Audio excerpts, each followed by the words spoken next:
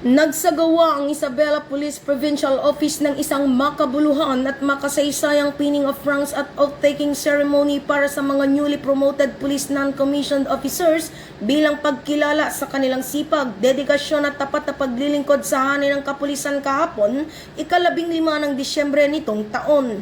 Sinimulan ng programa sa isang panalangin, kasunod nito ang welcome remarks ni Police Lieutenant Colonel Gary A. Matagay, Deputy Provincial Director for Administration, kung saan kanyang binigyang diin ang kahalagan ng promotion bilang bunga ng disiplina, sakripisyo at patuloy na pagsusumikap ng bawat pulis.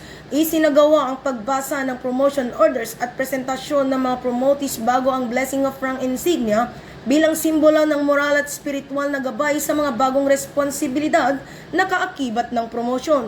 Pinangunahan ni Police Colonel Lee Allen B. Bauding, Provincial Director ng Isabela Police Provincial Office, ang panunumpa sa tungkulin ng mga newly promoted PNCOs, kasunod ang pinning of rank insignia kung saan personal niyang pininahan ng pinaka-senior na PNCO habang ang iba ay pininahan ng mga opisyal at piling panauhin.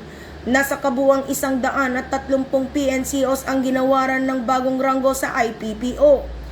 Binigyang diin ni Police Colonel Allen B. Bauding na ang promotion ay hindi lamang gantimpala sa nakaraang pagsisikap, kundi isang mas mataas na antas ng pananagutan sa paglilingkod sa mamamayan.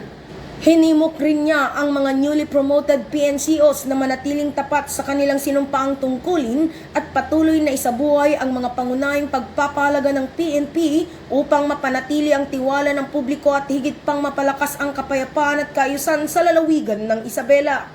Ang aktibidad ay patunay ng patuloy na pagsisikap ng PNP Isabela na kilalanin ang kahusayan ng mga pulis at palakasin ang moral na hanay sa pamamagitan ng makabuluhang promosyon at profesional na pag-unlad.